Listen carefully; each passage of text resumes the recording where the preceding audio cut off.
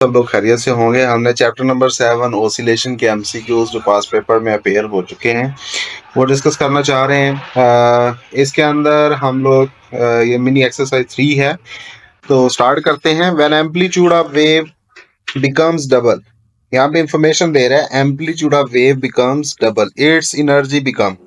तो इसको मैंने सॉल्व आउट किया है, मैं आपको दिखाता हूँ। देखें एनर्जी जो है वो हाफ के एक्स स्क्वायर है।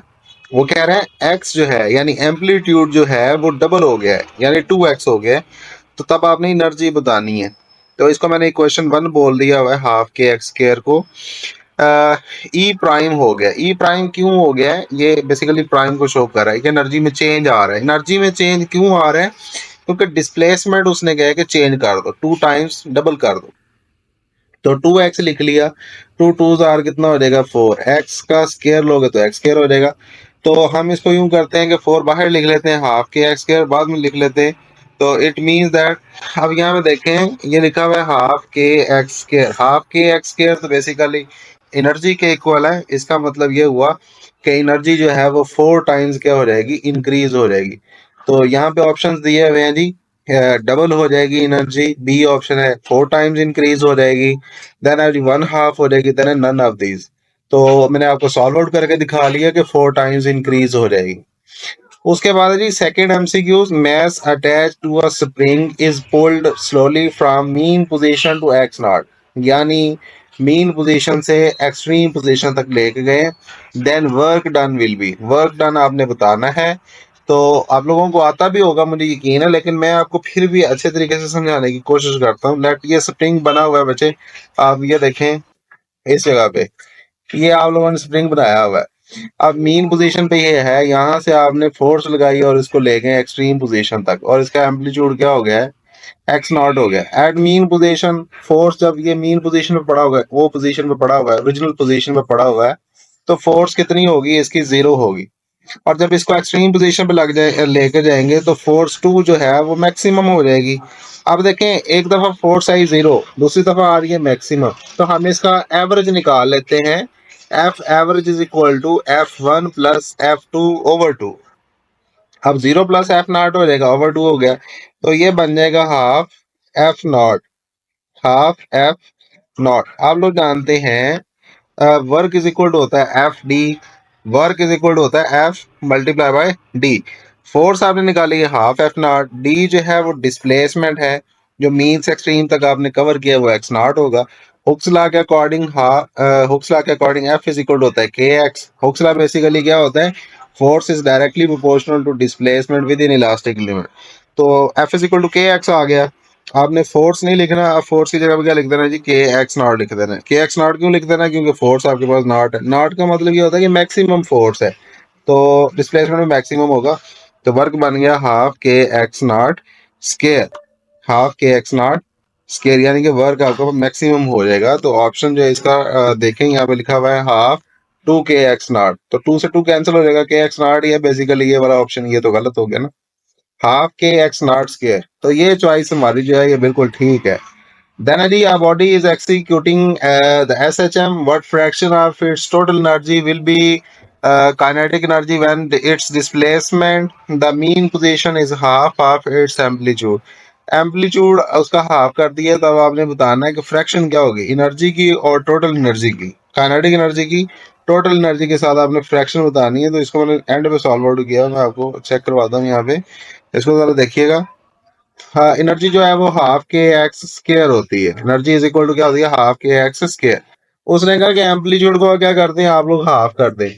तो हाफ के एक्स ओवर 2 इसका स्क्वायर ले लें आप। बेसिकली इस एक्स की जगह के अंदर हमने एक्स ओवर 2 पुट कर दिया, तो ये बन जाएगा half k x square over 4। अब आप क्या करें, हाफ के एक्स स्क्वायर अलग कर लें, 1/4 अलग कर लें। हाफ के एक्स स्क्वायर क्या बेसिकली एनर्जी है, तो इसका जो ऑप्शन बनता है 1/4 बनता है, लेकिन आपकी बुक वालों ने जो गलती की है वो उन्होंने सी ऑप्शन ठीक किया हुआ है। तो 3/4 नहीं आता, मैंने आपको कैलकुलेट करके भी दिखा दिया जी, 1/4 डी डेल्टा ऑप्शन इसका जो है वो ठीक है। देन ये देखें ये एमसीक्यू रटा बाजी में कि अगर चक्कर में देखें तो बड़ा ही आसान है, इसका 40 जब आंसर आ जाए ना, मैंने भी देखे जैसे आंसर नहीं पढ़ा हुआ, क्वेश्चन भी नहीं पढ़ा, मैंने आंसर बता दिया, लेकिन मैं आपको सॉल्व आउट करके दिखाऊंगा how it is possible. The potential energy stored bye a mass spring system at an extension of 2 centimetre. क्या इन्फॉर्मेशन दे रहा है? एक्सटेंशन यानी डिस्प्लेसमेंट जो है या एम्पलीट्यूड जो है वो कितना है जी? 2 सेंटीमीटर है। और उस वक्त जो एनर्जी स्टोर हो रही है स्प्रिंग के अंदर वो कितनी है जी? 10 जाउल है। 10 जाउल एनर्जी है। The potential energy stored by the same system eight an extension of 4 centimetre आप लोगों ने बतानी है। अब एक्सटेंशन जो है वो क्या हो गई है? थोड़ी सी इंक्रीज हो गई है। पहले की निस्बत क्या हो गई है? इंक्रीज हो रही है। बाद में जो 10 टू 20 कर देंगे, लेकिन ऐसा नहीं है। इसमें कुछ और मसलिहत है, उसको मैं आपको समझाने की कोशिश करता हूँ। ये देखें, यहाँ मैंने सॉल्व आउट किया हुआ है।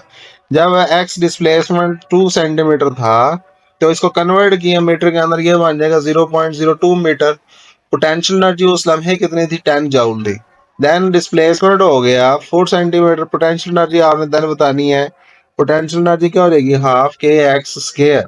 हाफ के तो आपने लिख लिया, एक्स स्क्वायर। एक्स स्केयर की जगह पे आप कितना पुट करेंगे जी? 0.02 का स्केयर आ जाएगा। तो इसको सॉल्व आउट किया, 2 डिवाइड हो रहा है तो जाकर मल्टीप्लाई हो जाएगा। 2 मल्टीप्लाई बाय 10 लिख दिया। इसको सॉल्व किया तो ये बन गया जी 0.00 फिर 04 है, यानी 0004 आ गया। ये मल्टीप्लाई हो रहा है स्प्रिंग कांस्टेंट के साथ, दूसरी जानब जाकर 20 के नीचे डिवाइड हो जाएगा। तो आंसर आया जी हमारे पास के का स्प्रिंग कांस्टेंट आ गया 50,000 न्यूटन पर मीटर। देखें, ये सॉल्व करने का मेथड आपको स्प्रिंग कांस्टेंट पता हो गया, पता चल गया। देन डिस्प्लेसमेंट आपको ऑलरेडी गिवन है, तब पता चलेगा पोटेंशियल एनर्जी कितनी बन रही है। तो हाफ आपने पुट कर लिया, के की जगह पे उसकी वैल्यू पुट कर दी। डिस्प्लेसमेंट 2 उसने कहा था 4 सेंटीमीटर एक्सटेंशन बताना है। तो 4 को जब आपने मीटर्स के अंदर कन्वर्ट किया 4 सेंटीमीटर को, तो ये 0.04 आ गया। उसका जब स्केयर लिया तब इस सबको मल्टीप्लाई किया तो 40 जाउल इसका आंसर आ जाएगा। ठीक है, ये मैंने आपको बड़े तरीके के साथ समझा दिया। आप इसको पॉज करके वीडियो को बड़े अच्छे तरीके से समझ सकते हैं अगेन। उसके बाद है जी energy store in a spring. Spring जो है उसके अंदर जो एनर्जी स्टोर हो जाती है। देखिए, छोटे होते आपने गुलेल के साथ खेला हुआ होगा। गुलेल को, कैटापोल्ट को जब आप पीछे खींचते हैं तो उसके अंदर एक एनर्जी स्टोर हो जाती है। वो एनर्जी जो होती है वो इलास्टिसिटी की वजह से होती है। इस वजह से हम कहेंगे जी इसका ऑप्शन जो है इलास्टिक पोटेंशियल एनर्जी है। उसके बाद है जी potential energy of a spring mass vibrating system at its mean position. तो देखें भाई, आपको मैं अगेन इसी तरफ लेके आता हूँ। यहाँ पे जरा चेक करें, पोटेंशियल एनर्जी जो है वो basically half k x square होती है। हाफ के एक्स स्क्वायर, उसने कहा मीन पोजीशन। मीन पोजीशन पर डिस्प्लेसमेंट कितना होता है? 0 होता है।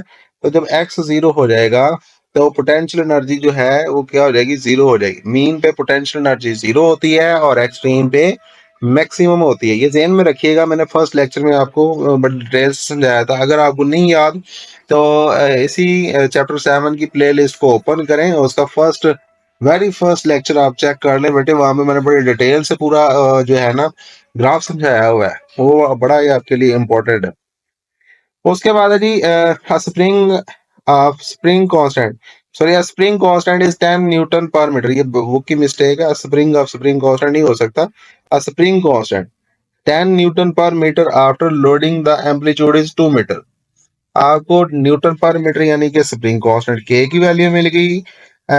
उसके बाद एम्पलीट्यूड 2 मीटर मिल गया। तो मैक्सिमम पोटेंशियल एनर्जी बतानी है जी। ये हमारा जो है एमसीक्यू नंबर 7 है।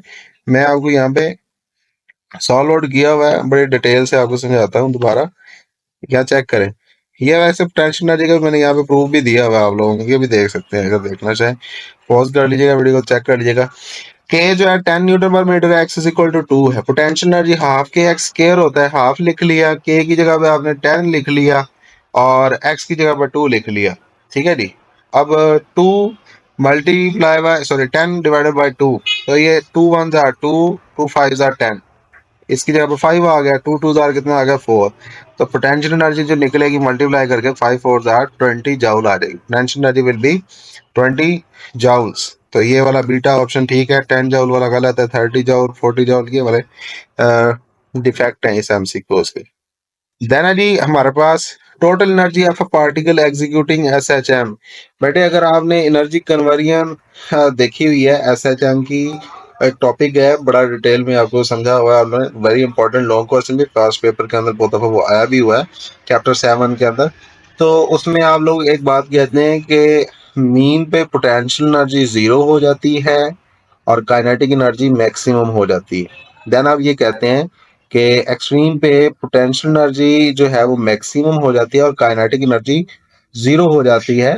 लेकिन मसला ये है कि हर लम्हे पोटेंशियल एनर्जी जो है वो बेसिकली क्या रहती है, मैक्सिमम रहती है। नैना जी लास्ट एमसीक्यूज, तो इसका ऑप्शन कौन सा होगा? हाफ के एक्स स्क्वायर नहीं होगा, ये वाला भी नहीं होगा, तो half k x not square, not लग गया तो इसका मतलब है एम्पलीट्यूड मैक्सिमम, तो एनर्जी भी maximum. Potential energy of oscillating mass spring system at any instant of time, potential energy हर लम्हे क्या होती है, मैक्सिमम होती है। तो ये आज हम लोगों ने एमसीक्यू डिस्कस किए हैं, उम्मीद करता हूँ आप लोगों को समझ आ गए होंगे।